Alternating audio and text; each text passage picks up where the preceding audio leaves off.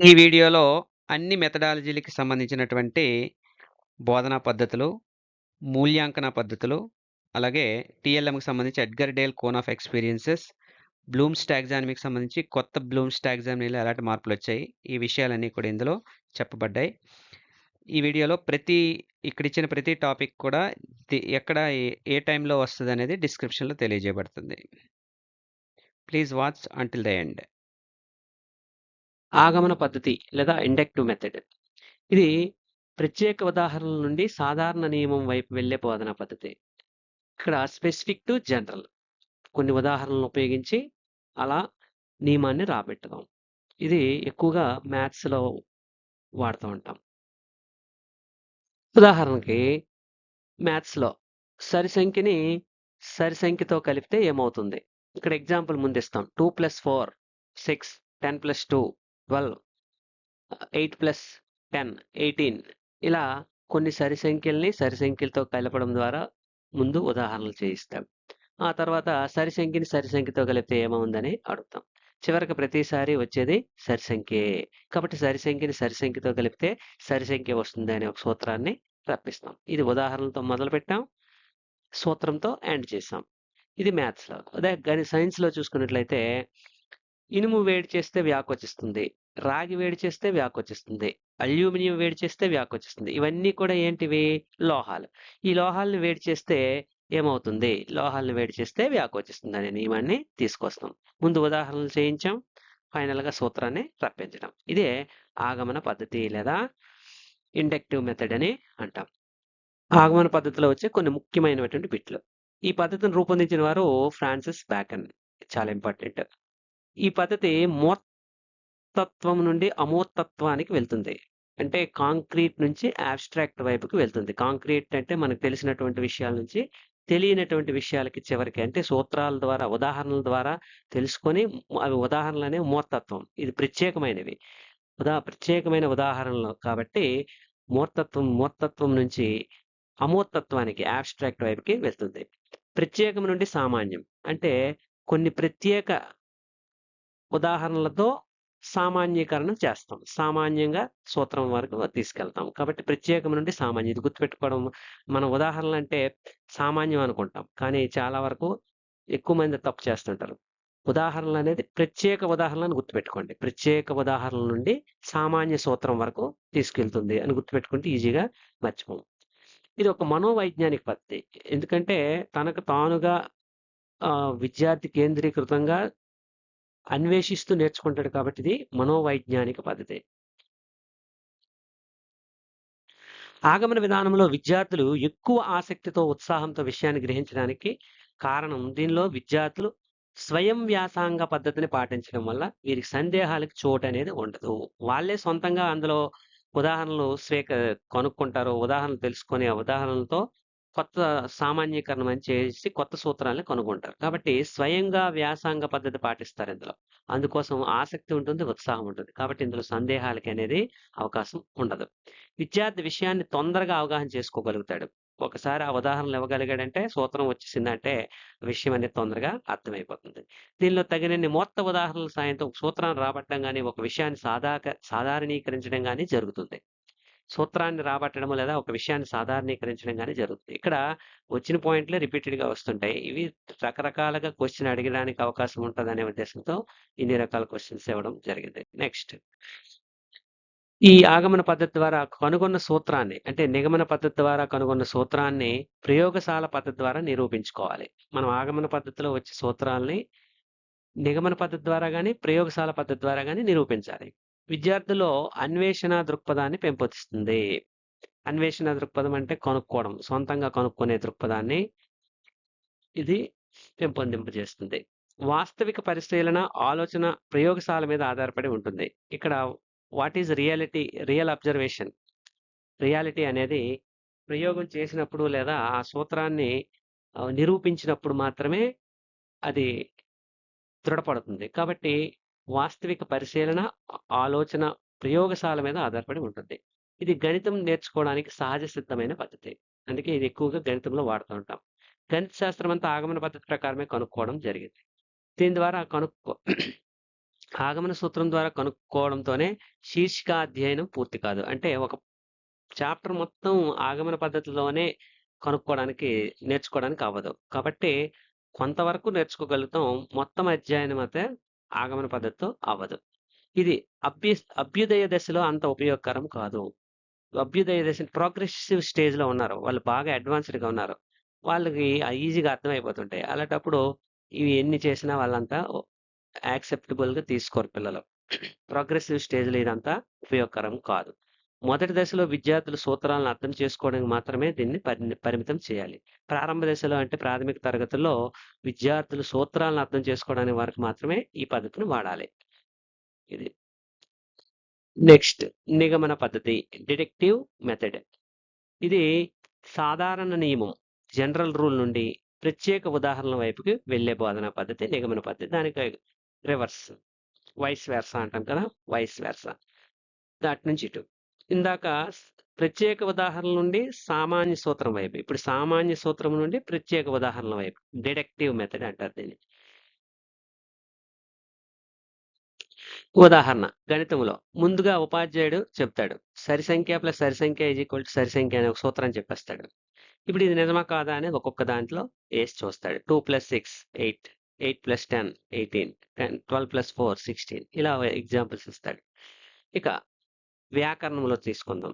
ఇదే నిగమన పద్ధతిని వ్యాకరణంలోకి చూసుకుంటే, నామవాచకం అనగా వ్యక్తి, వస్తువు, స్థలము, జంతువు మొదలగు పేర్లను సూచిస్తుంది అని చెప్తాడు. ముందు సూత్రం చెప్పేస్తాడు. తర్వాత రాము ఒక వ్యక్తి, పుస్తకం ఒక వస్తువు, హైదరాబాద్ ఒక స్థలము, ఆవు ఒక జంతువు. ఇట్లాగా ఉదాహరణలు చూపిస్తాడు.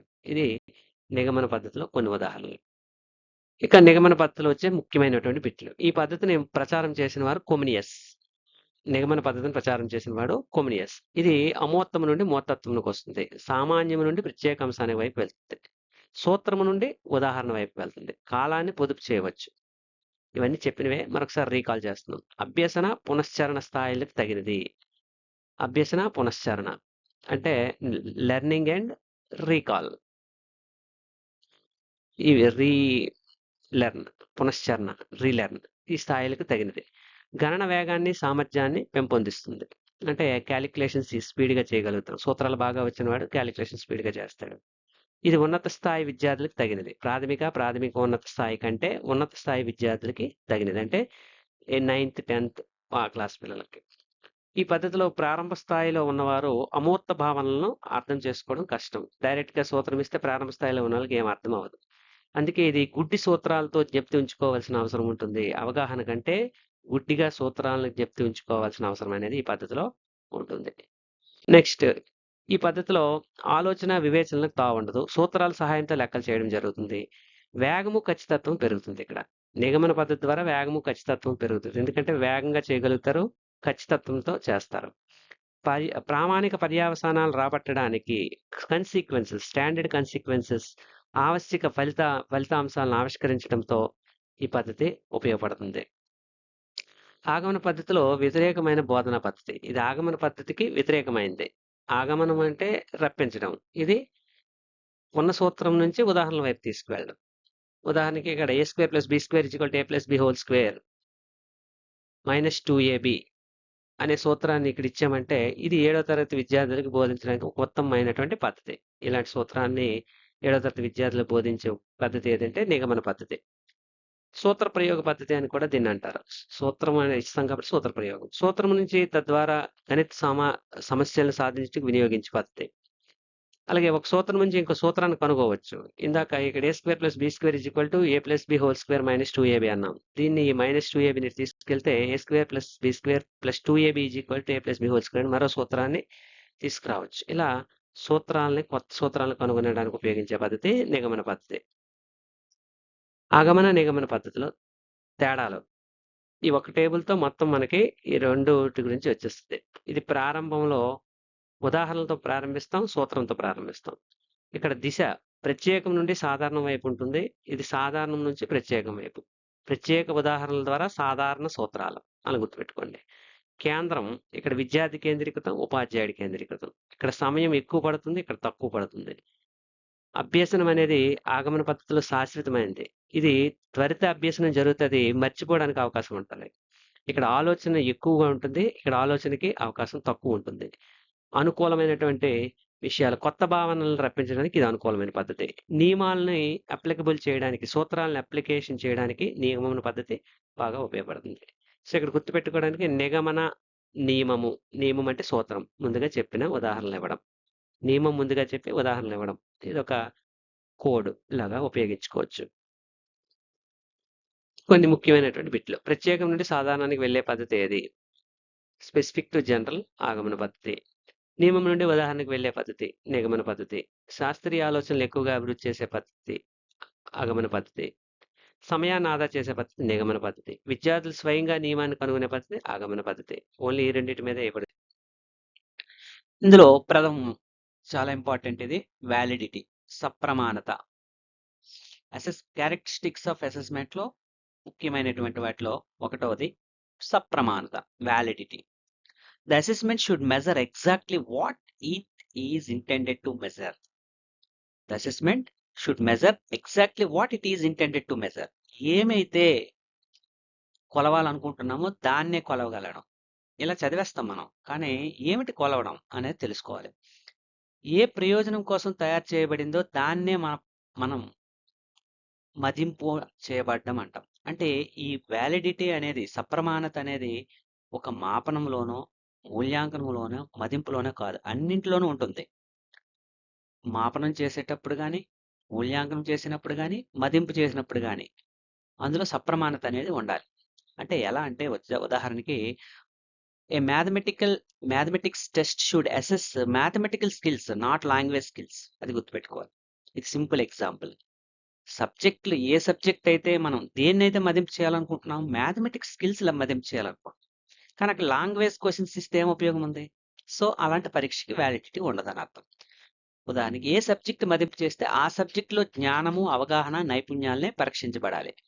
అంటే ఉదాహరణకి మ్యాథమెటిక్స్ పరీక్ష పెట్టి అందులో లాంగ్వేజ్ సంబంధించి క్వశ్చన్ ఇవ్వడం, లేకపోతే లాంగ్వేజ్ ఎగ్జామ్లో మ్యాథ్స్ సంబంధించినటువంటి క్వశ్చన్స్ రావడం, ఇలా ఉండకూడదు.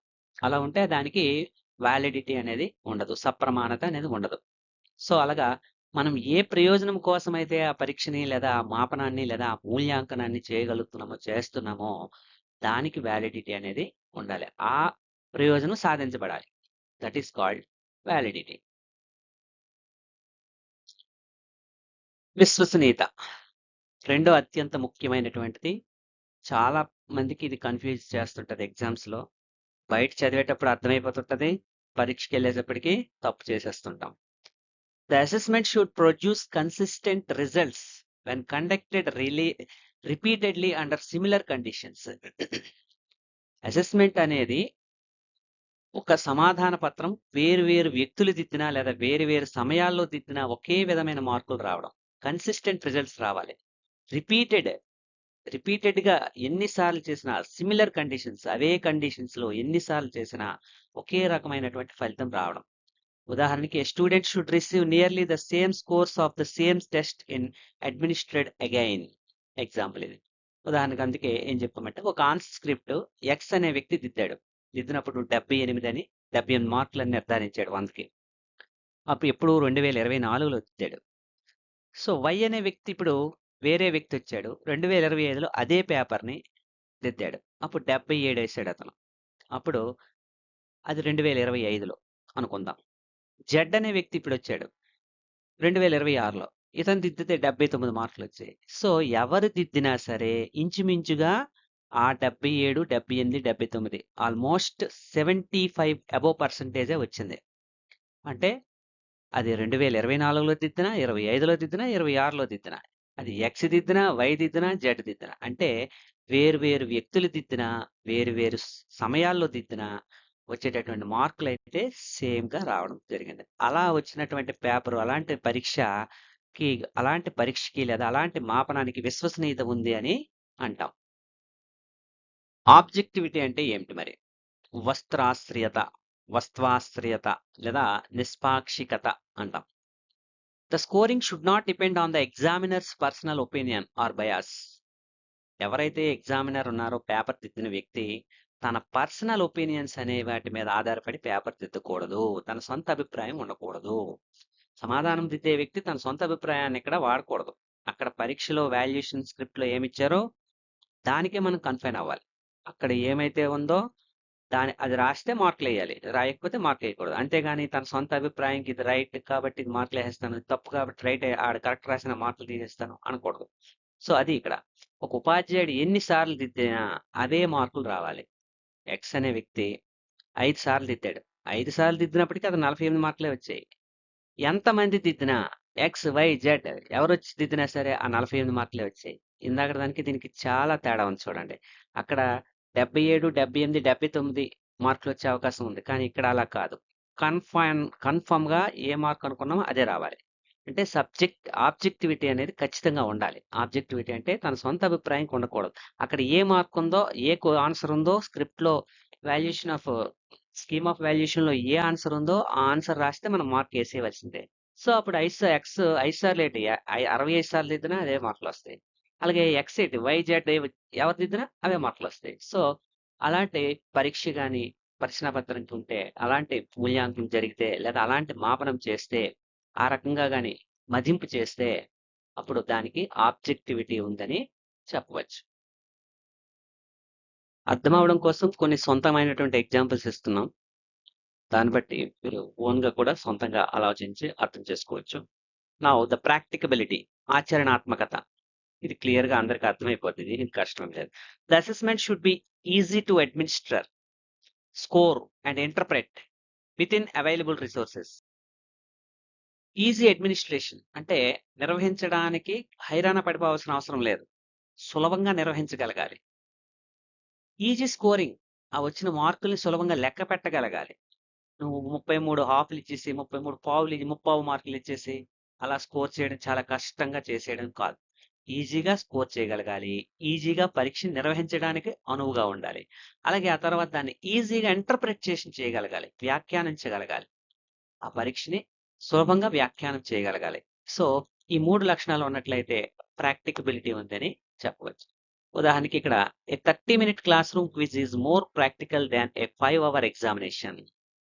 చూడండి ఇక్కడ చాలా సింపుల్ ఎగ్జాంపుల్ ఏంటంటే, ఒక 30 నిమిషాలు క్లాస్ రూమ్‌లో క్విజ్ నిర్వహించడం అనేది ప్రాక్టికబుల్ అవుతది. అదే ఒక 5 గంటల ఎగ్జామ్ నిర్వహించడం అనేది కష్టమవుతది. సో, ప్రాక్టికబిలిటీ అంటే ఒక 30 నిమిషాల్లో క్విజ్ పెట్టడం అనేది ఒక 5 గంటల పాటు ఎగ్జామ్ నిర్వహించడం కంటే చాలా ప్రాక్టికబుల్. సో, అలాగా మనకి ప్రాక్టికబిలిటీ అనేది మనం పెట్టే పరీక్షకి ఉండాలి.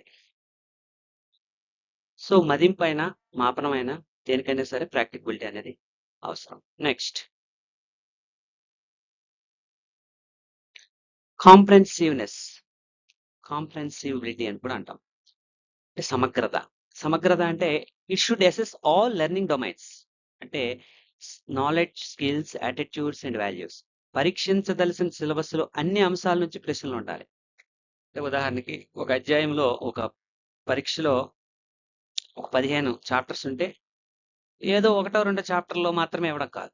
అలాగే అక్కడ ఉన్నటువంటి నాలెడ్జ్ బేస్డ్ క్వెషన్స్ గాని, స్కిల్‌డ్ గాని, యాటిట్యూడ్స్ అండ్ వాల్యూస్ వీటన్నిటిని కూడా పరీక్షించాలి. ఏదో ఒక నాలెడ్జ్ బేస్డ్ మీదే ఒక 30 క్వెషన్‌లు ఇచ్చేసి మిగతా క్వెషన్స్ ఏవి ఇవ్వకపోతే అది పరీక్ష అవ్వదు. ఒక 25 మార్కుల ప్రశ్న పత్రంలో నాలెడ్జ్ బేస్డ్ క్వెషన్‌లు 20 క్వెషన్‌లు, స్కిల్ క్వెషన్‌లు ఒక 5 క్వెషన్‌లు ఇచ్చి పరీక్ష ఆపిస్తే, పరీక్ష పెట్టిస్తే అది దానికి సమగ్రత అనేది ఉండదు. కాంప్రెహెన్సివ్‌నెస్ అనేది ఉండదు. ఎగ్జాంపుల్ సైన్స్ అసెస్మెంట్ చేస్తున్నప్పుడు it should include theory part, practical work and scientific attitude. ఈ మూడింటిని పరీక్షించగలగాలి. ఏదో ఒక్కటే థియరీ పెట్టేసి మిగతావన్నీ లేకుండా ఉంటే అది సమగ్రత కాదు. అలాగే మ్యాథ్స్ ఎగ్జామ్‌లో 10 అధ్యాయాలు ఉంటే ఒక అధ్యాయం మీద మొత్తం ప్రశ్నలు ఉండకూడదు.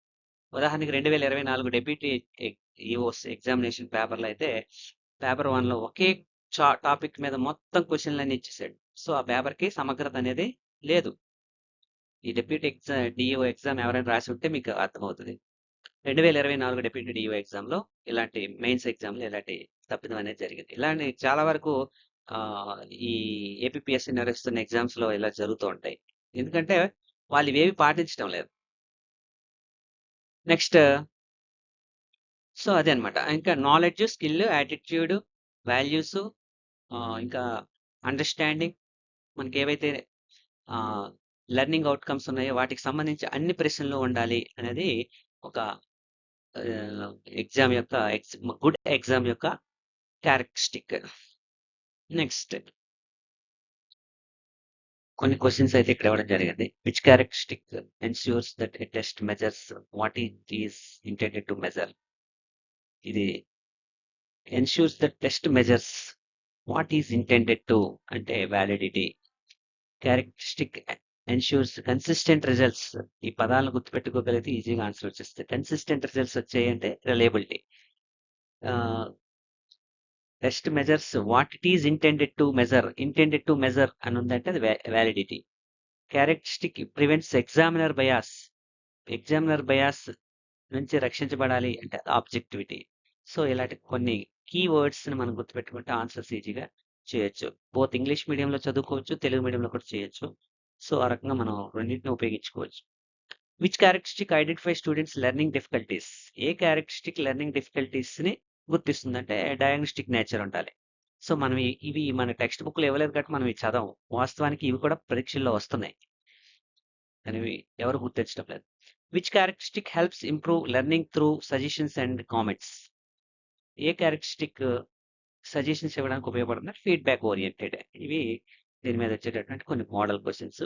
ఇంకా చాలా ఉంటాయి, చూద్దాం తర్వాత ఎప్పుడైనా.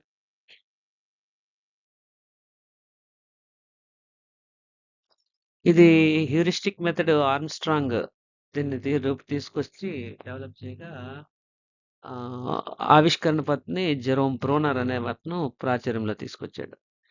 సో ఈ డిస్కవరీ మెథడ్ ని ప్రాచుర్యంలో తీసుకొచ్చింది ఆర్మ్స్ట్రాంగే. ఈయన అయితే దీన్ని డెవలప్ చేసిన వాడు మాత్రం బ్రూనర్. అయితే హ్యూరిస్టిక్ అనేది స్వయంగా కనుక్కోవడం, ఇక్కడ ఆవిష్కరణ ద్వారా కనుక్కోవడం.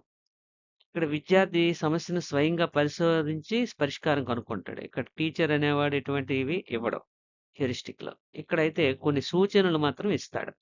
ఇస్తూ విద్యార్థి భావనను ఇక్కడ కూడా తానే కనుక్కుంటాడు. తప్పితే సూచనలు అనేవి ఉపాధ్యాయుడు ఉంటాయి. ఇది బేసిక్ తేడా. అక్కడ ఉపాధ్యాయుడు అనేవాడు మరి అక్కడ కంప్లీట్ గా ఉండడు, ఇక్కడ ఉంటాడు. పరిశోధనపై ఎక్కువ దృష్టి ఉంటుంది. ఇక్కడ భావన ఆవిష్కరణపై ఎక్కువ దృష్టి ఉంటుంది. ఉపాధ్యాయుడు ఏదైతే నేర్పాలించాలనుకుంటున్నాడో దాని మీద దృష్టి ఉంటుంది. ఇక్కడ విద్యార్థి తనంతట తానుగా పరిశోధన చేసుకుంటాడు. అది ఏ విషయమైనా అవ్వచ్చు. ఇక్కడ ఉపాధ్యాయుడి పాత్ర చాలా తక్కువ. ఇక్కడ ఉపాధ్యాయుడు ఫెసిలిటేటర్గా ఉంటాడు. ఇక్కడ పూర్తిగా స్వతంత్రుడు. ఉపాధ్యాయుడితో సంబంధమే లేదు ఇక్కడ. ఇక్కడ ఉపాధ్యాయుడి సహకారంతో నేర్చుకుంటాడు. ఇక్కడ సమయం ఎక్కువ పడుతుంది. ఎందుకంటే విద్యార్థి ఒక్కడే తన మటుకు తానే ప్రయోగం చేసుకోవడము, ఆవిష్కరించడం ఇవన్నీ కూడా ఓన్‌గా చేయాలి కాబట్టి ఇక్కడ టైం ఎక్కువ పడుతుంది. హ్యూరిస్టిక్ అంటే సమయం తక్కువ పడుతుంది. ఎందుకంటే ఉపాధ్యాయుడి సహాయం ఉంటది కాబట్టి. ఇది ఉన్నత తరగతులకు అనుకూలం. ఇది అన్ని తరగతులకి అనుకూలం. ఇది శాస్త్రీయ దృక్పథం, పరిశోధన నైపుణ్యాలు మెరుగుపడతాయి. ఇది విమర్శనాత్మక ఆలోచన, భావన నిర్మాణం అభివృద్ధి చెందుతుంది. ప్రయోగాలు, పరిశీలన, అన్వేషణ మొదలైనవి ఇక్కడ కూడా అవే ఉంటాయి. కార్యకలాపాలు, ప్రశ్నల ద్వారా భావనలను తెలుసుకుంటారు. ఇవి basic differences between heuristic method and ఆవిష్కరణ పద్ధతి. ఇప్పుడు ఒక టాపిక్ తీసుకొని దాన్ని ఎగ్జాంపుల్ గా చూద్దాం. సైన్స్ లో ఇప్పుడు చూద్దాం. మొక్కలకు సూర్యరశ్మి అవసరమా? ఇది టాపిక్. Plants need sunlight. ఇప్పుడు దీన్ని ఫస్ట్ స్టెప్ టీచర్ మోటివేషన్. ఉపాధ్యాయుడు 2 కుండీల్లో మొక్కలను చూపిస్తాడు. ఒకటి ఆరోగ్యంగా ఉండేది, ఇంకొకటి వాడిపోయేది. ఇప్పుడు టీచర్ క్వశ్చన్ అడుగుతాడు, ఈ 2 మొక్కల్లో తేడా ఎందుకు వచ్చింది? ఇప్పుడు పిల్లలు స్టూడెంట్స్ అబ్జర్వ్ చేసి అందులో ఉండే తేడాలను చెప్తారు. ఆకుల రంగు గురించి, మొక్కల ఎత్తు గురించి, ఆకుల సంఖ్య గురించి చెప్తారు. ఇది observation. First teacher questioning motivation లో, రెండోది అబ్జర్వ్ చేస్తాడు. అంటే సమస్యను గుర్తింపు చేస్తున్నాడు అనమాట. నెక్స్ట్ స్టెప్ 3లో స్టూడెంట్స్ ఫార్మ్ హైపోథెసిస్, పరికల్పనలను రూపొందిస్తాడు. విద్యార్థులు చెప్తారు, నీరు తక్కువై ఉండొచ్చు, లేదా సూర్యరశ్మి రాలేదేమో, ఎరుపు తక్కువగా వేసి ఉండొచ్చు, ఇలా రకరకాల ఆన్సర్లు హైపోథెసిస్ చెప్తాడు, పరికల్పనలు చేస్తాడు. ఇప్పుడు స్టెప్ 4లో ఎక్స్పెరిమెంట్. 2 మొక్కలను పెంచుతారు. ఒకటి సన్లైట్ లో, రెండోది డార్క్ రూమ్ లో. ఈ కొన్ని రోజుల పాటు పరిశీలన చేస్తారు. స్టెప్ 5లో అబ్జర్వేషన్. విద్యార్థులు ఇప్పుడు ఆ డేటాని నమోదు చేస్తారు. ఏ మొక్క బాగా పెరిగింది, ఏది పసుపు రంగులోకి మారింది. కన్క్లూజన్ విద్యార్థులే తేల్చుకుంటారు. మొక్కలు ఆరోగ్యంగా పెరగడానికి సూర్యరశ్మి అవసరం. ఇక్కడ ఉపాధ్యాయుడు చెప్పకుండానే విద్యార్థులు కనుక్కుంటారు. ఇదే అన్వేషణ పద్ధతి. ఇది సైన్స్‌కి సంబంధించి ఒక ఎగ్జాంపుల్. మ్యాథ్స్‌లో చూసుకున్నట్లయితే రెక్టాంగిల్ ఏరియా టాపిక్. టీచరు ఒక చార్టు, పేపర్ పొడవు, వెడల్పు కొలవండి అని విద్యార్థులు కొలుస్తారు. ఒక చార్ట్ ఇచ్చి ఆ పేపర్ పొడవు, వెడల్పు కొలండి అంటారు. తర్వాత చిన్న చిన్న చదరాలను లెక్కిస్తారు. వాళ్ళే స్వయంగా అందులో ఎన్ని చదరాలున్నాయి అనేది లెక్కిస్తారు. ఇప్పుడు పొడవు, వెడల్పులు ఆ చదరాల సంఖ్య లెంగ్త్, బ్రెడ్త్‌లు బట్టే వచ్చిందనే విషయాన్ని గమనిస్తారు. అప్పుడు ఏరియా యొక్క ఫార్ములాని లెంగ్త్ ఇంటూ బ్రెడ్త్ అని వాళ్ళే కనుక్కుంటారు. ఇది మ్యాథమెటిక్స్. సోషల్‌కి సంబంధించి చూసుకుంటే పాఠశాల చుట్టూ ఉన్న నీటి వనరులను గమనించండి. అప్పుడు ఏవేవి ఉన్నాయో గమనిస్తారు. బావి, చెరువు, వాటర్ ట్యాంకు ఇలాంటివి. విద్యార్థులు పరిశీలించి మన గ్రామంలో ఎక్కువగా ఏ నీటి వనరులు ఉపయోగిస్తున్నారు అని స్వయంగా తేల్చుకుంటారు. ఏవి ఎక్కువ వాడుతున్నారు? ట్యాంకులా, చెరువు నీరా, బావి నీరా? ఇలా ఒక డేటాని వాళ్ళ మట్టుకు వాళ్ళే అనాలిసిస్ చేసుకుంటూ ఆన్సర్‌ని రప్పించుకుంటారు. ఇది సోషల్‌లో. ఇంగ్లీష్‌లో teacher writes I am eating, she is dancing, they are playing అని రాస్తాడు. స్టూడెంట్స్ డిస్కవర్ చేస్తారు. All sentences have an action happening now. అన్నీ ఒకేసారి ప్రెజెంట్ జరుగుతున్నాయి అని. అప్పుడు టీచర్ చెప్తాడు. Present continuous tense. ఇది అని అన్వేషణ పద్ధతిలో వాళ్ళ మట్టుకు వాళ్ళే తెలుసుకునే విధంగా కొన్ని ఎగ్జాంపుల్స్ ఇవ్వడం జరిగింది. ఇంతకు ముందు దాంట్లో విద్యార్థి తను సొంతంగా అన్వేషించి తెలుసుకోగలుగుతాడు. ఇక్కడ ప్రయోగం చేసి పరిశీలించి ఫలితాలను విశ్లేషించి ఒక సూత్రము లేదా సిద్ధాంతాన్ని నిరూపణ చేసుకునే పద్ధతి అన్నమాట ఇది. ఇక్కడ చేసి నేర్చుకోవడం, లెర్నింగ్ బై డూయింగ్ అనేది ప్రధాన లక్ష్యం. ఇక్కడ దీని main idea learning through experiment. ఇందాకటిది learning through explore or discover ఆవిష్కరించడం జరుగుతుంది. Students already have an idea or hypothesis and verify it practically. ఇక్కడ ముఖ్యమైన విషయం ఏంటంటే వాళ్ళకి ఏం జరుగుతదనేది కొంత ఐడియా ముందే ఉంటుంది. దాన్ని ప్రాక్టికల్‌గా నిరూపించుకుంటారు ఈ పద్ధతి. అది ప్రయోగాత్మక పద్ధతి. ప్రయోగాత్మక పద్ధతిలో గల దశలు చూద్దాం. ఇది స్టేట్ ద ప్రాబ్లమ్. ముందు ప్రాబ్లమ్‌ని నిర్వచిస్తుంది. Form a hypothesis. ఒక ప్రాబ్లమ్‌ని గుర్తిస్తుంది. గుర్తించిన తర్వాత దానికి హైపోథెసిస్‌ని ఫార్మ్ చేస్తుంది. హైపోథెసిస్ ఫార్మ్ చేయడం అంటే పరికల్పనల్ని రూపొందించడం. కొన్ని పర్యవసానాల్ని లేదా పరికల్పనల్ని ముందుగానే ఊహిస్తుంది. Perform a experiment. అప్పుడు ఎక్స్‌పెరిమెంట్ చేస్తుంది. తర్వాత గమనించడం, అబ్జర్వ్. తర్వాత రికార్డ్ డేటా. ఏం చేసాం? ఆ డేటా ఏమొచ్చింది? ఆ డేటా అంతా రికార్డ్ చేస్తాం. తర్వాత అనలైజ్. విశ్లేషిస్తాం. ఆ వచ్చిన డేటాని విశ్లేషించి ఫైనల్‌గా డ్రా కన్క్లూజన్‌ని తీసుకొస్తాం. ఇవి స్టెప్స్. దేంట్లోనివి? ప్రయోగాత్మక పద్ధతిలోని ప్రధానమైనటువంటి steps. State the problem, hypothesis farming, perform an experiment, observe and record the data and analyze and draw conclusion. These are the steps. Next, ఇక్కడ సైన్స్ ప్రయోగ పద్ధతిలో సైన్స్‌లో ఒక ఎగ్జాంపుల్. సూర్యరశ్మి అవసరమా? అక్కడ ఏం చేసాం? 2 మొక్కలను కుండీలోని చూపించి వాటి మీద క్వెషన్‌లు అడగడం ద్వారా విద్యార్థి తెలుసుకునేలా చేసాం. ఇక్కడ ఏం జరుగుతుందంటే మొక్కలకు సూర్యరశ్మి అవసరమా అనే టాపిక్ ఇచ్చినప్పుడు ఒక మొక్కను సూర్యరశ్మిలో ఉంచి మరొక మొక్కను చీకటిలో ఉంచితే 7 రోజుల పాటు గమనిస్తాడు. చివరగా సూర్యరశ్మి వలన మొక్కలు పెరుగుదల ఆగిపోయింది అనే విషయాన్ని తెలుసుకుంటాడు. ఒక ప్రయోగం అనేది చేసి తెలుసుకుంటాడు. ఇక్కడ మొక్కలకి సూర్యరశ్మి అవసరము అనే విషయాన్ని ముందుగా తెలుసుకొని కొంత ఐడియా ఉంటుంది. మొక్కలకి ఏటేటి అవసరం అనే ఐడియా ఉంటుంది. అది నిజమా కాదని నిరూపించుకుంటాడు ఈ దశలో. ఇది ఎక్స్‌పెరిమెంట్ ప్రయోగ దశ. అదే గణితంలో అయితే త్రిభుజంలో 3 కోణాలు మొత్తం. కాగితంతో త్రిభుజం తయారు చేయాలి. 3 కోణాలను కత్తిరించి కలిపి చూడాలి. అవి ఒక సరళ రేఖ ఏర్పడ్డాయి. సో, త్రిభుజంలో 3 కోణాలకి 180 డిగ్రీలు. మొత్తం 3 కోణాలు 180 డిగ్రీలు అని నిర్ధారణకొస్తాడు. అంటే ఆల్రెడీ ఉన్న జ్ఞానాన్ని ప్రయోగం ద్వారా కన్ఫర్మ్ చేసుకోవడం అన్నమాట. నిరూపణ చేసుకోవడం. ఇది ప్రయోగ పద్ధతి. నెక్స్ట్ సైంటిఫిక్ మెథడ్ చూద్దాం. శాస్త్రీయ పద్ధతి. ఆల్రెడీ ఇంకో పద్ధతిలో పరికల్పన పద్ధతితో పోల్చి చెప్పినప్పుడు చెప్పాను. మళ్ళీ ఇక్కడ కూడా చెప్తున్నాను ఒకసారి. ఇక్కడ స్పీడ్‌గా చెప్పేద్దాం. Scientific method is a systematic process of solving problems using observation, hypothesis, experimentation, analysis and conclusion.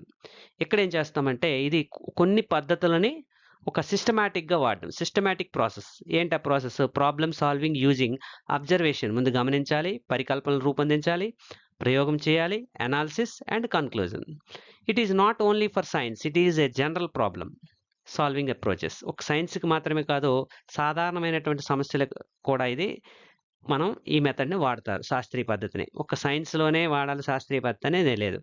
General problems ఏ వచ్చినా సరే ఇది మనం వాడచ్చు, మన డైలీ లైఫ్లో వచ్చేటటువంటి కూడా. ఇక్కడ మెయిన్ ఐడియా ఏంటంటే every conclusion should be based on evidence. ప్రతి కన్క్లూజన్కి ఒక నిరూపణ అనేది అవసరం, సాక్ష్యం అనేది అవసరం. ఆ సాక్ష్యం లేకుండా కన్క్లూజన్ అనేది రాదు అనేది సైంటిఫిక్ మెథడ్లో ప్రధానమైనటువంటి ఐడియా. ఇందులో స్టెప్స్ చూసినట్లయితే ముందు సమస్యను గుర్తిస్తాడు, తర్వాత సమాచారాన్ని సేకరిస్తాడు, పరికల్పనలు రూపొందిస్తాడు, ప్రయోగం చేస్తాడు, ఆ తర్వాత పరిశీలిస్తాడు, డేటాను అనాలిసిస్ చేస్తాడు, కన్క్లూజన్ తీసుకొస్తాడు, ఫైనల్గా జనరలైజ్ చేస్తాడు.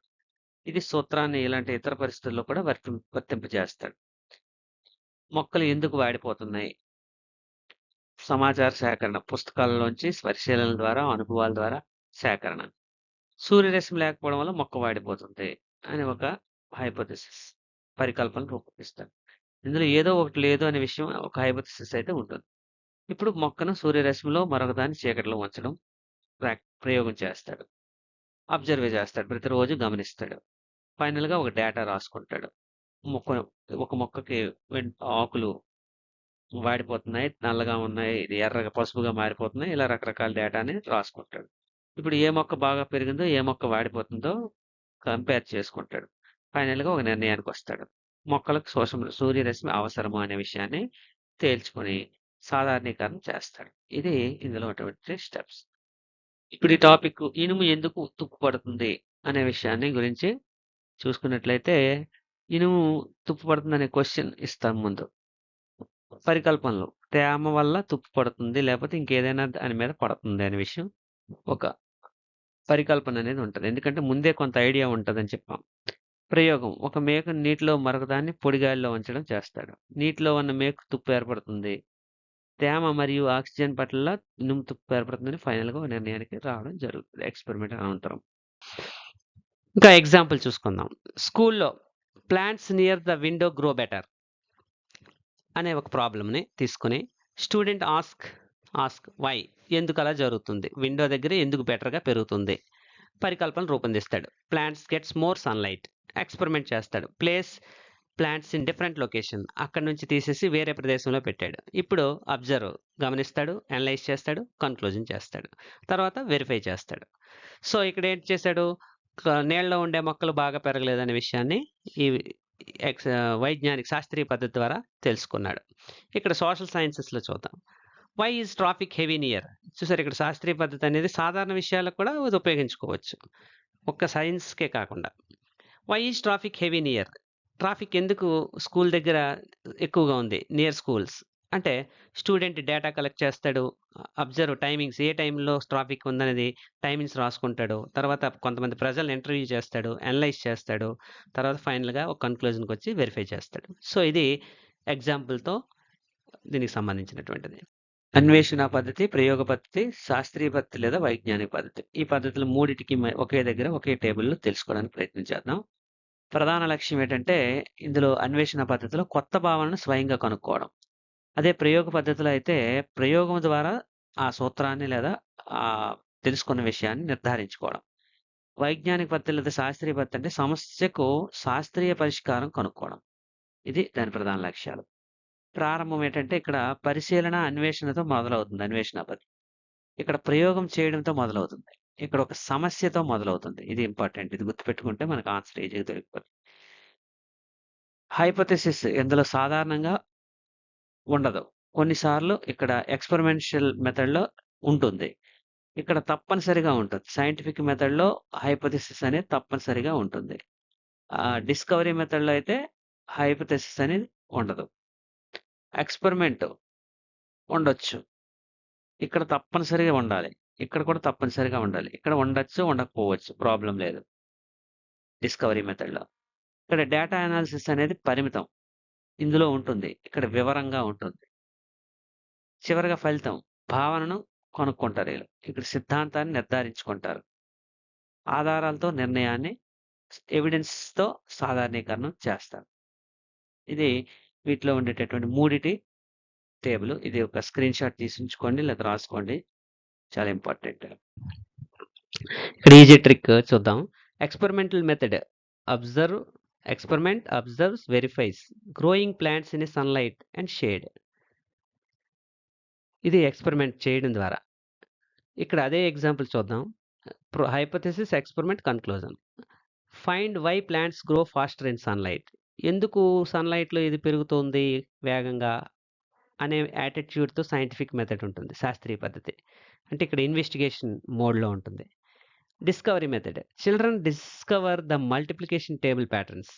ఒక ఎగ్జాంపుల్‌కి మల్టిప్లికేషన్ టేబుల్‌ని వాళ్ళగా తయారు చేసుకోగలగడం డిస్కవరీ మెథడ్. ఇక్కడ ఎక్స్పెరిమెంట్ చేయడం ద్వారా నేర్చుకుంటారు. ఇది ఇన్వెస్టిగేషన్. నెక్స్ట్ క్లాస్ రూమ్‌లో సేమ్ ఎగ్జాంపుల్ ఇప్పుడు తీసుకుందాం. డిస్కవరీ మెథడ్‌లో చూద్దాం. Teacher shows picture of healthy and unhealthy plants. ఒక హెల్తీ ప్లాంట్స్, అన్‌హెల్తీ ప్లాంట్స్ అనే ఒక సిట్యుయేషన్‌ని క్రియేట్ చేస్తాడు. Student compares and discover. Healthy plants receive sunlight. ఆ తర్వాత జరిగే కార్యక్రమం అంతా చేస్తాడు పిల్లవాడు. అది డిస్కవరీ మెథడ్‌లో. అంటే ఇక్కడ టీచర్ ఒక పరిస్థితిని, పర్యవసానాన్ని కల్పించాడు. Experimental method. Students grow 2 plants. పిల్లవాడే 2 మొక్కలు పెంచుతాడు. One receives sunlight, one does not. ఒకటి డార్క్ లైట్‌లో ఉంటుంది. Observe the both grass. Conclusion sunlight is essential అని ఎక్స్పెరిమెంట్ ద్వారా తెలుసుకుంటాడు పిల్లవాడు ఇక్కడ. సైంటిఫిక్ మెథడ్‌లో why are some plants weak. ఎందుకు కొన్ని మొక్కలు వీక్‌గా ఉన్నాయి అని పరిశోధన ప్రారంభిస్తాడు. ఇన్వెస్టిగేషన్ మొదలెడతాడు. పర్యవసానాలు రూపొందిస్తాడు.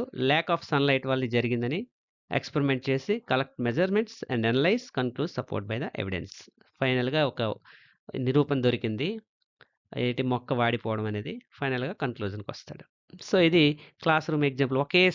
ఒకే టాపిక్‌ని 3 మెథడ్‌లో ఎలా చెప్పొచ్చు అనేది దానికోసం ఈ ఎగ్జాంపుల్ ఇవ్వడం జరిగింది. క్విక్ రివిజన్ టేబుల్ చూద్దాం. Discovery method, experimental method, scientific method. ఇక discover, verify, solve. Discover, verify, solve ఇది గుర్తుపెట్టుకోవాలి. ఇక్కడ Bruner experimental based systematic enquiry. ఇక్కడ బ్రోనర్ కనిపెట్టేది దీన్ని. కాన్సెప్ట్స్ ఫైండింగ్ చేస్తారు. Practical verification, evidence based problem solving. Observation జరుగుతుంది, ఎక్స్పెరిమెంట్ చేస్తాడు. ఇక్కడ ప్రాబ్లము, హైపోథెసిస్, టెస్ట్ అనేది ఎంక్వైరీ జరుగుతుంది. ఇది స్టూడెంట్ సెంట్రెడ్, ఇది ప్రాక్టికల్ సెంట్రెడ్. ప్రయోగం మధ్యంగా ఉంటుంది, ప్రయోగం కేంద్రీకృతంగా ఉంటుంది. ఎంక్వైరీ సెంట్రెడ్, ఇది ఇంపార్టెంట్. డిస్కవరీ మెథడ్లో స్టూడెంట్ సెంట్రెడ్, ఎక్స్పెరిమెంటల్ మెథడ్లో ప్రాక్టికల్ సెంట్రెడ్, సైంటిఫిక్ మెథడ్లో ఎంక్వైరీ సెంట్రెడ్. విచారణ అనేది ప్రధానంగా సాగుతుంది, కొంతమందిని కనుక్కోవడం ఇలాంటివి. ఇక్కడ నాట్ కంపల్సరీ టు ఎక్స్పెరిమెంట్. ఇది అన్ని సందర్భాల్లో ఎక్స్పెరిమెంట్ చేయాలని రూల్ లేదు, కానీ రెండింటికి ఎక్స్పెరిమెంట్ కంపల్సరీ చేయాల్సిన అవసరం ఉంటుంది. Scientific thinking is the reflective thinking అని జాన్ డ్యూయి నిర్వచించారు. దీని అర్థం ఏంటంటే శాస్త్రీయ ఆలోచన అనేది ఒక ప్రతిబింబ లేదా పరావర్తన ఆలోచన లాంటిది అని అర్థం. అంటే సమస్యను లోతుగా ఆలోచించి ఆధారాలపై నిర్ణయం తీసుకోవడమే శాస్త్రీయ ఆలోచన అని అర్థం. అందుకు గాను జాన్ డ్యూయి 5 దశలలో దీన్ని చెప్పడం జరిగింది.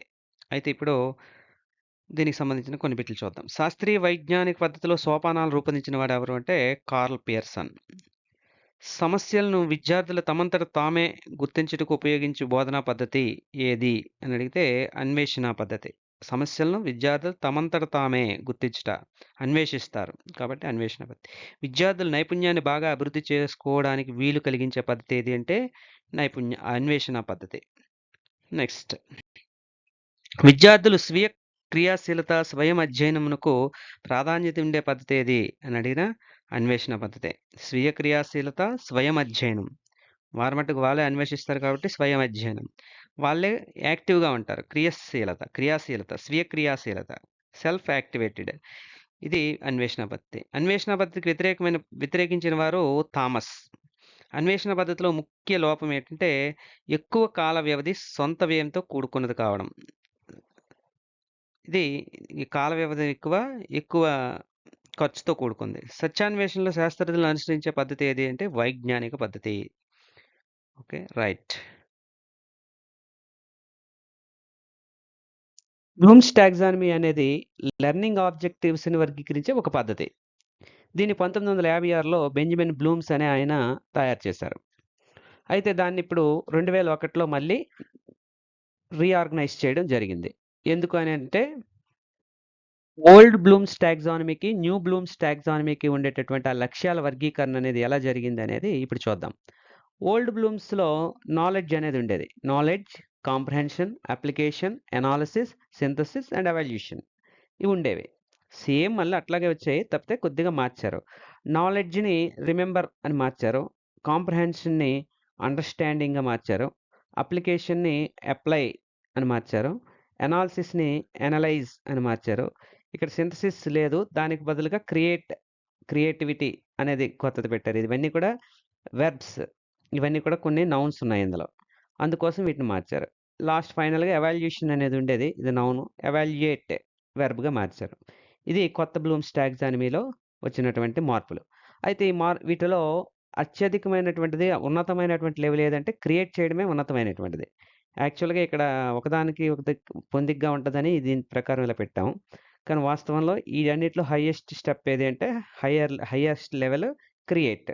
అంటే విద్యార్థి గుర్తుపెట్టుకోవడంతో మొదలుపెట్టి, అర్థం చేసుకొని, అప్లికేషన్ చేసి, అనాలిసిస్ చేసి, ఎవాల్యుయేట్ చేసిన తర్వాత తను ఓన్‌గా క్రియేట్ చేస్తాడు అనేది ఈ బెంజమిన్ బ్లూమ్స్‌లో కొత్తగా పెట్టినటువంటిది. ఇప్పుడు నెక్స్ట్ చూద్దాం. ఇక్కడ లెవెల్, యాక్షన్ వెర్బ్స్ ఎలా ఉన్నాయి? ఒక సమ్మరైజ్ చేద్దాం. రిమెంబర్ అనేటటువంటిది లెవెల్ 1. లిస్ట్, రీకాల్ అందులో important action verbs. Understand, explain, describe. Apply, use, solve. Analyse, compare, differentiate. Evaluate, judge, defend. Create, design, invent. ఇవన్నీ కూడా కొన్ని యాక్షన్ వెర్బ్స్ సింపుల్‌గా గుర్తుపెట్టుకోవడానికి. దాన్ని బట్టి మనం మిగతావి కూడా రీకాల్ చేయొచ్చు. ఒక విద్యార్థి ఎంత నేర్చుకున్నాడు? ఎలా నేర్చుకున్నాడు? ఇంకా ఏం నేర్చుకోవాలి? అనే విషయాల్ని సేకరించి, దానికి సంబంధించినటువంటి అన్ని విషయాల్ని తెలుసుకునే ఒక మొత్తం ప్రక్రియే అసెస్‌మెంట్. మదింపు అంటాం. ఓవరాల్‌గా అన్నీ కలిపి ఒక దగ్గరే చూద్దాం. నిక్ష అంటే ప్రామాణీకరించిన ప్రశ్నలు. Set of MCQs. పరీక్ష ప్రశ్నలు అడగడం. యూనిట్ టెస్ట్ లేదా ఒక సమ్మేటివ్ టెస్ట్, యాన్యువల్ టెస్ట్, ఒక బీఈడీ ఎగ్జామ్ ఇట్లాగా. మాపనం ఇప్పుడు వచ్చిన మార్కులు 18/20, 150/200, 590/600 మాపనం. అంచనా నిర్ణయం చెప్పడం. ఏ1 గ్రేడ్‌లో ఉన్నాడు, బాగా చదువుకున్నాడు, నేర్చుకుంటాడు, ఇంకా చదవాల్సింది, ఇంకా చాలదు, ఇలా రకరకాలుగా ఒక ఎస్టిమేషన్. మూల్యాంకనం విలువ నిర్ణయించడం. ఈడు గ్రేడ్ ఏలో ఉన్నాడు, గ్రేడ్ ఏ1లో ఉన్నాడు, బి1లో ఉన్నాడు, ఈలో ఉన్నాడు. సో ఇలాగా గ్రేడ్ నిర్ణయించడం మూల్యాంకనం. మదింపు మొత్తం ప్రక్రియ అన్నీ కలిపి ఈ ప్రాసెస్లో జరిగిన ఇవన్నీ కలిపి మదింపు అని అంటారు. సో ఈ కోన్ ఆఫ్ ఎక్స్పీరియన్సెస్ అనే కోన్ని తయారు చేయడం జరిగింది. ఇక్కడ పిక్చర్ని అయితే ఇక్కడ ఇవ్వడం జరిగింది. చూడండి, direct purposeful experiences most concrete అంటే మొత్తం నుంచి అమూర్తం వైపుకి వెళ్తుంది ఇక్కడ. తర్వాత contrived experiences, dramatised experiences, demonstrations, field trips, exhibitions, ఇట్లాగా పైకి వెళ్ళే కొలది పైకి వచ్చేసరికి అమూర్తమైనటువంటి విషయాలు పైన ఉంటాయి, మూర్తమైన విషయాలు కిందనుంటాయి. ఇది గుర్తుపెట్టుకోవాలి. ఇక్కడ direct purposeful experiences most concrete ప్రత్యక్ష ఉద్దేశపూర్వక అనుభవాలు స్వయంగా చేసి నేర్చుకోవడం ద్వారా ఇవి ఎడ్గర్ డేల్ అనుభవాల సంఖ్యలో ప్రాథమికంగా బేస్ లెవెల్లో ఉంటాయి. ఆ తర్వాత కంట్రైవ్డ్ ఎక్స్పీరియన్సెస్ అంటే మోడళ్ళు, నమూనాలు మొదలైనవి. కృత్రిమ అనుభవాలు కలిగించడం, మోడళ్ళ ద్వారా అనుభవాల ద్వారా. ఉదాహరణకి గ్లోబు మొదల అస్థిపంజరం వంటి నమూనాలు చూపించడం ద్వారా ఇక్కడ అనుభవాలను కల్పించడం. డ్రమటైజ్డ్ ఎక్స్పీరియన్సెస్ నాటకీకరణ అనుభవాలు, రోల్ ప్లేలు, నాటికలు, పిల్లలే రోల్ ప్లే చేయడం, ఇలాంటి వాటిని థర్డ్ దీని తర్వాతది. డెమాన్స్ట్రేషన్స్ అంటే ఇక్కడ టీచర్ చేసి చెప్తూ ఉంటారు. దీన్ని డెమాన్స్ట్రేషన్, దీనిపైన ఉన్నటువంటిది ఇది. ఫీల్డ్ ట్రిప్స్ అంటే పిల్లల్ని విద్యా విహారయాత్రకు తీసుకెళ్ళి అక్కడ ప్రత్యక్ష అనుభవాల్ని చూపించడం ద్వారా. ఎగ్జిబిషన్స్ ఆ పైన ప్రదర్శనలో చూడడం. ఇక్కడ నుంచి మీరు గమనించినట్లయితే ఒక్కొక్కటి చేతిలో ఉన్నది దూరంగా వెళ్తుందనమాట. ఇక్కడ గమనించొచ్చు. ఇది మన శరీరంలో ఉందనుకుంటే మన చేతికి దగ్గరగా ఉంటది. అలా మన మనమే ఇది డ్రమటైజ్ చేస్తుంటాం. అక్కడి నుంచి దూరంగా మనకి వస్తువు అనేది కాంక్రీట్ నుంచి అబ్స్ట్రాక్ట్‌కి మెల్లమెల్లగా మారుతూ ఉంటుంది. ఈ స్టెప్ బై స్టెప్ గమనించండి. ఇక్కడ మోషన్ పిక్చర్స్ ఇక్కడ ప్రదర్శనలనేవి డైరెక్ట్‌గా చూస్తాడు. ఇక్కడి నుంచి చలనచిత్రాలు, వీడియోలు. బొమ్మ కదులుతా ఉంటది. దాన్ని ఊహించుకోవాలి. అంటే దీనికంటే అబ్స్ట్రాక్ట్. ఇక్కడ ప్రదర్శనలో డైరెక్ట్‌గా వ్యక్తులే చేసి చూపించొచ్చు. అది ప్రదర్శన ద్వారా చూస్తాడు. ఇక్కడ వ్యక్తులు చిత్రాలుగా మారిపోతారు. మూవీస్‌గా మారిపోతుంటారు. వీడియోల్లోకెళ్ళిపోతారు. ఇక్కడి నుంచి అక్కడికి మారుతుంది. ఆ తర్వాత వీడియో మరేముండదు. రికార్డింగు మాత్రమే వినిపిస్తది. స్థిరమైన బొమ్మలు కనిపిస్తాయి. ఆ తర్వాత దృశ్య చిహ్నాలు మరి ఇవేవి ఉండవు. డైరెక్ట్‌గా బొమ్మలు, చార్ట్‌లు, మ్యాప్‌లు, గ్రాఫ్‌లు ఇలాంటి చిహ్నాల్లోకి విజువల్ సింబల్స్‌కెళ్తుంది. ఫైనల్లీ మౌఖిక చిహ్నాలు, పదాలు, పుస్తకాలు అంటే డైరెక్ట్‌గా ఆ పదము చెప్పగానే అమూర్తంగా ఆలోచించగలగడం. ఇది cone of experiences of Edgar Dale. ఈ ఎడ్గర్ డేల్ చెప్పినటువంటి కోన్ ఆఫ్ ఎక్స్‌పీరియన్సెస్‌లో కొన్ని జ్ఞానానికి సంబంధించి ఇంత అదుంది. చూడడం ద్వారా ఎంత నేర్చుకుంటారు, వినడం ద్వారా ఎంత నేర్చుకోండి. కానీ యాక్చువల్‌గా ఇతను చెప్పినటువంటి దాంట్లో అది లేదు. ఇది తర్వాత యాడ్ అయింది. దాన్ని కోబస్ అనే ఒక శాస్త్రవేత్త తెలియజేశాడు. ఇప్పుడు దాని గురించి చూద్దాం. ఇప్పుడు దీని డీటెయిల్డ్ ఇన్ఫర్మేషన్ చూసుకున్నట్టయితే assessment of learning is conducted after the teaching learning process to the determine how much students have learned. ఎంతవరకు పిల్లలు నేర్చుకున్నారని తెలుసుకోవడం కోసం దీన్ని ఉపయోగిస్తాం. ఇది గ్రేడింగ్ కోసము, ప్రమోషన్ ఇవ్వడం కోసము, రిపోర్టింగ్ అచీవ్మెంట్ రిపోర్ట్ పై అధికారులకు తెలియజేయడం కోసం, సర్టిఫికేట్ ఇవ్వడం కోసం నిర్వహిస్తారు. దీని పర్పస్ ఏంటంటే measure learning outcomes. Main outcomes ఎంతవరకు వచ్చాయని కొలత మెజర్మెంట్. అసైన్ మార్క్స్ ఇవ్వాలి, ర్యాంక్స్ ఇవ్వడం కోసం. Decide pass or fail. మరి దీన్ని ఎవరు అసెస్ చేయాలి? దీన్ని టీచర్ చేస్తారు, లేదా ఒక స్కూల్ ఆర్గనైజేషన్ చేయొచ్చు, లేదా ఒక ఎగ్జామినేషన్ బోర్డు దీన్ని నిర్వహించవచ్చు. అంటే స్టేట్ లెవెల్‌లో గానీ, లేదా డిస్ట్రిక్ట్ లెవెల్‌లో గానీ ఇలాగా ఒక ఎగ్జామినేషన్ బోర్డ్ వాళ్ళు నిర్వహించొచ్చు, లేదా ఒక స్కూల్ ఆర్గనైజేషన్ అంతా కలిసి నిర్వహించొచ్చు. టీచర్ కూడా నిర్వహించొచ్చు. దీన్ని అసెస్ చేసేవారు వాళ్ళు.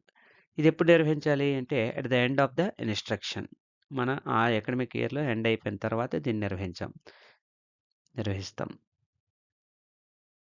ఇది టీచింగ్ లెర్నింగ్ ప్రాసెస్ జరుగుతున్నప్పుడు దీన్ని చేస్తాం. దీని పర్పస్ ఇంప్రూవ్ లెర్నింగ్. పిల్లవాడి అభ్యసనాన్ని అభివృద్ధి పరచడం కోసమే అసెస్మెంట్ ఫర్ లెర్నింగ్ అనేది చేస్తాం. ఇక్కడ ప్రతి పాయింట్ కూడా ఇంపార్టెంట్. దీని మీద క్వెషన్స్ వస్తుంటాయి. Identify strengths and weaknesses. ప్రతి పిల్లవాడి తాలూకా బలాలు, బలహీనతలు తెలుసుకోవచ్చు. Provide feedback. వెంటనే ఫీడ్‌బ్యాక్ అనేది ఉంటుంది. Guide future teaching. అంటే ఫ్యూచర్‌లో మనం ఎలా బోధించాలనే దానికోసం ఇది ఒక గైడ్ లాగా ఉపయోగపడుతుంది. Who assess. దీన్ని ఎవరు అసెస్ చేయాలి? ఓన్లీ టీచర్ మాత్రమే చేస్తారు ఇక్కడ.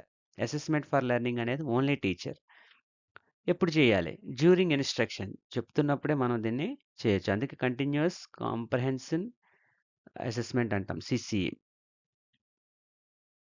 Continuous comprehensive evaluation or assessment. Assessment as learning. Definition. Assessment as learning emphasise students monitoring and evaluating their own learning. వాళ్ళ లెర్నింగ్‌ని వాళ్ళే ఎవాల్యుయేట్ చేసుకుంటారు. వాళ్ళే మానిటరింగ్ చేసుకుంటారు. Students become active participants in assessing there progress. వాళ్ళ ప్రోగ్రెస్‌ని వాళ్ళు అసెస్ చేసుకోవడంలో వాళ్ళు యాక్టివ్‌గా ఉండగలుగుతారు. దీని పర్పస్ ఏంటంటే develop self learning, encourage reflection. Self లెర్నింగ్‌ని డెవలప్ చేస్తుంది. రిఫ్లెక్షన్ ప్రతిస్పందించడాన్ని ఎంకరేజ్ చేస్తుంది. Responsibility promote responsibility. బాధ్యతను వహించడానికి వాళ్ళని తయారు చేస్తుంది. Improve metacognitive skills. వాళ్ళకు వాళ్ళే తరచు చూసుకునేటటువంటి స్కిల్స్ అనేవి ఇందులో డెవలప్ అవుతాయి. Mainly the student self assessment sometimes with peer assignment. ఇది ఎక్కువగా చెప్పాలంటే గ్రూప్స్‌లో మనం పిల్లలకి గ్రూప్స్ వేసి యాక్టివిటీస్ ఇచ్చేటప్పుడు జరిగేటటువంటి అసెస్మెంటే దీన్ని అసెస్మెంట్ యాజ్ లెర్నింగ్ అని చెప్పవచ్చు. ఇది మనం అప్లికేషన్ క్వెషన్స్‌లో ఆహ్, పిల్లవాడికి ఉపాధ్యాయుడు గ్రూప్స్ వేశారు. గ్రూప్స్ వేసి పిల్లలు నేర్చుకుంటున్నారు. ఇది ఏ రకమైన అసెస్మెంట్ అని క్వెషన్ అడగొచ్చు. అప్పుడు యాజా, ఆఫా, ఫర్రా అనేది మనం గుర్తుపెట్టుకోవాలి. అందుకోసం దీనికి కొన్ని టెక్నిక్స్ ఉన్నాయి. ఇప్పుడు చెప్తా దాన్ని. ఇదెప్పుడు నిర్వహించాలి? Through out the learning process. ఇది అభ్యసన ప్రక్రియ జరుగుతున్నంత సేపు నిర్వహిస్తాం. నిర్వహించడం అంటే జరుగుతూ ఉంటుందంతే. ఇప్పుడు ఈ 3 అన్నీ ఒకే టేబుల్‌లో వచ్చేటట్టు దీన్ని సెట్ చేసాం చూడండి. దీని ఫీచరు, మీనింగ్ ఏంటి? టైం ఎప్పుడు? ఏ టైప్‌లో చేస్తాం? దాని మెయిన్ పర్పస్ ఏంటి? ఎవరు అసెస్ చేస్తారు? ఫీడ్‌బ్యాక్ ఎలా ఉంటుంది? ఫోకస్ ఏంటి? డెసిషన్ ఏంటి? అసెస్మెంట్ ఆఫ్ లెర్నింగ్‌లో అసెస్మెంట్ ఆఫ్టర్ లెర్నింగ్ ఇది. మీనింగ్ ఏంటిది? After learning. After. Assessment to improve learning. For అనేది improve. For improve. As learning.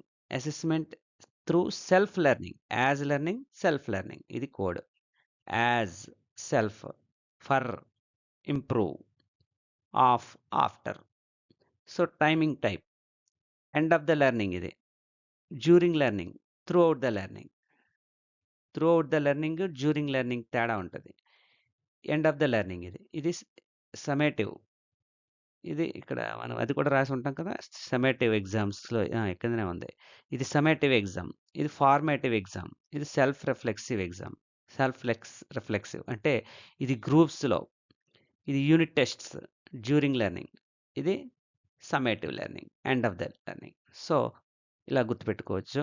Next ఇది సర్టిఫికేట్లు ఇవ్వడానికి, గ్రేడింగ్ చేయడానికి. ఇది అభ్యసనాన్ని పెంచడం కోసం. ఇది డెవలప్ సెల్ఫ్ లెర్నింగ్. ఎవడికి వాడుగా నేర్చుకునేటట్టు అభివృద్ధి చెందించడానికి. ఎవరు అసెస్ చేస్తారు? ఇక్కడ టీచర్ గాని, ఒక బోర్డ్ గాని, ఒక స్కూల్ యాజమాన్యం గాని ఇలా నిర్వహిస్తారు ఇవి. ఇక్కడ ఫర్ లెర్నింగ్ అనేది ఓన్లీ టీచరే చేయాలి. యాజ్ లెర్నింగ్ అనేది స్టూడెంట్ చేస్తాడు. ఇదొకటి important. For learning only for teacher. టీచరే చేస్తాడు ఇది. ఇది స్టూడెంట్స్ చేస్తారు. అంటే వాళ్ళకి వాళ్ళే చేసుకోవచ్చు. గ్రూప్స్‌లో చేసుకోవచ్చు. గ్రూప్స్ గాని, వ్యక్తిగతంగా గాని మనం ఇచ్చేటప్పుడు వాళ్ళకి వాళ్ళు స్వయంగా చేసుకునేటటువంటిది. Teachers next feedback. ఇది లిమిటెడ్. ఒక తక్కువ ఉంటుంది దీని తాలూకా పరిధి. ఇది కంటిన్యూయస్ నిరంతరం జరుగుతుంది. ఇది సెల్ఫ్ రిఫ్లెక్షన్ ఎవరికి వారికే జరుగుతుంది. నెక్స్ట్ ఫోకస్ అంటే ఎవరికి వాళ్ళే ఫీడ్‌బ్యాక్ ఇచ్చుకోవాలి. ఇది కంటిన్యూయస్ ఫీడ్‌బ్యాక్ మనం టీచర్ ఇస్తారు. ఇది లిమిటెడ్. మన సర్టిఫికేట్ ఇవ్వడం ద్వారాను లేదా ఒక సంస్థ చెప్పడం ద్వారా. కాబట్టి ఇది లిమిటెడ్. ఫోకస్. అచీవ్‌మెంట్. ఇక్కడ అచీవ్‌మెంట్ కోసం ఆఫ్ లెర్నింగ్ చేస్తాం. ఇంప్రూవ్‌మెంట్ కోసం ఫర్ లెర్నింగ్ చేస్తాం. సెల్ఫ్ మానిటరింగ్ అండ్ ఇంప్రూవ్ కోసం యాజ్ లెర్నింగ్ అనేది జరుగుతుంది. ఇంకా ఫైనల్ డెసిషన్. ఇక్కడ పాస్ ఆర్ ఫెయిల్ అనేది తెలుస్తుంది. ఇక్కడ మోడిఫై టీచింగ్. టీచర్‌కి బాగా ఉపయోగపడేది ఏదంటే అసెస్మెంట్ ఫర్ లెర్నింగ్. ఇది గుర్తుపెట్టుకోవాలి important. Improve learning strategies. Learning స్ట్రాటజీస్‌ని ఇంప్రూవ్ చేయడం కోసం అసెస్మెంట్ యాజ్ లెర్నింగ్ అనేది చేస్తాం.